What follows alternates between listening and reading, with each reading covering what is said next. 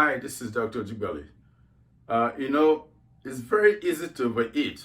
I remember several years ago going to breakfast with my wife and taking the liberty to order just about everything that was on the menu. Order some bacon, some sausages, there was some pancakes and home fries in the morning. And it got to a point that the guy that was taking the order says to me, "Is this for one person?" And I said, "Yes." And he said, "No, you're cut off." And I looked at him, "Hey, I'm paying you, but I should be allowed to have whatever I want to eat." But he was right. It's very easy to overeat in this country.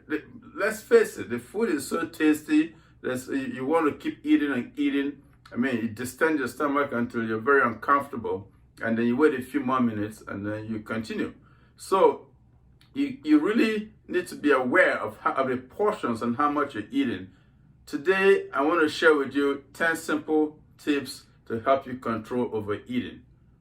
Number one, plan and follow your plan. You want to plan your meals ahead of time. And it's very easy to do that. You can plan a meal for a week or 3 days, or even just one day at a time.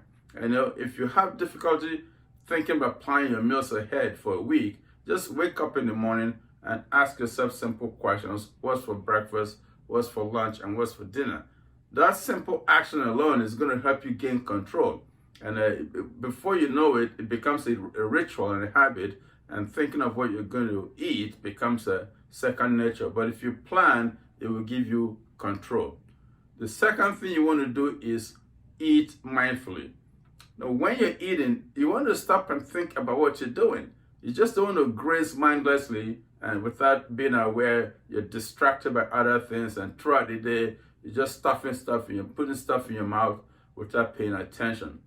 Mindful eating means that you take time to appreciate the food in front of you. What's the color, what's the aroma, and things like that. When you bite, you want to actually be aware of the taste of what you're biting into, appreciate the flavors, and usually in about 20 minutes, your satiety center in the brain is going to be stimulated. So you feel satisfied anyway.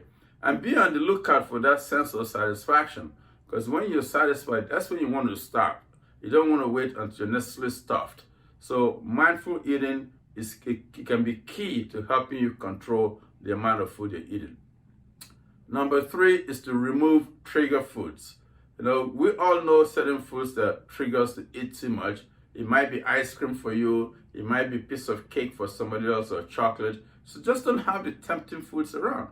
Don't have them in your fridge or in your pantry. Make sure you remove them and replace them with healthier options. Number four is fill up with fiber. Fiber-rich foods like vegetables and complex carbs and beans and legumes are very naturally very rich in nutrients. So they nourish you, they heal you, they keep you full for longer, and also keep you regular. Number five is keep a food diary. Keeping track of what you're doing is the key to staying on track. Once you stop doing that, you will start doing things that you think, oh, that's just a little bit of this, a little bit of that. But when you start to look, you find out you might be consuming way more calories than you're allowed. So if you find yourself getting off track, I suggest you keep a food diary for a little while to get you back on track. The next is you want to power up with protein. Protein is very, very helpful if you're trying to lose weight for a lot of reasons. One, your body tends to spend a lot of energy to break down proteins, what we'll call the thermogenic effect of food. But also protein tends to keep you full longer, and it helps to preserve your muscle mass as you're trying to lose weight. Because you want to lose fat, not muscle, because the muscle is your metabolic engine. The next is you want to stabilize your blood sugar. The blood sugar is necessary to do that, because if your blood sugar is going up and down too high and too low, you might be stimulating insulin, and that can lead to changes in appetite and other hormones that make it easier to overeat. So it's very important to make sure that you eat complex carbs, avoid the processed foods, you eat more protein and a lot of fiber to keep you full and keep your blood sugar and energy level on a level and steady pace.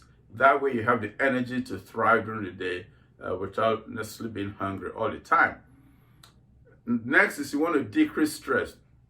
It's very important to decrease stress in your life because we know stress hormones like cortisol will make you want to eat more and crave things like salt and sugar. And once you get into that, then all bets are off. You're likely to overeat. So whatever it would take for you to learn to relax, see things in perspective, take care of yourself, meditate, go for a walk, talk to somebody, listen to music, whatever it is that rejuvenates you, you need to find that and go there about once a day to try and rejuvenate you and give you the energy you need for the rest of your time. Then you also want to decrease alcohol consumption, especially during the holidays or at a party. Once you start to drink alcohol, you lose all inhibition. Then you tend to, your judgment is impaired. You have no respect for portion or anything that you've been trying to do. So drinking a lot of alcohol is really a sure way to ruin your weight loss efforts. You must limit the amount of alcohol you consume. Lastly, if you've tried all of this and you're still struggling, get some help. Talk to a professional, a doctor, a coach, somebody, a family member who is likely to help you to stay accountable. Could be the key to getting you to the weight you desire and you deserve. So kudos to you for listening to this. And if you need additional help, please check us out at kudosweightloss.com. We would love to help you.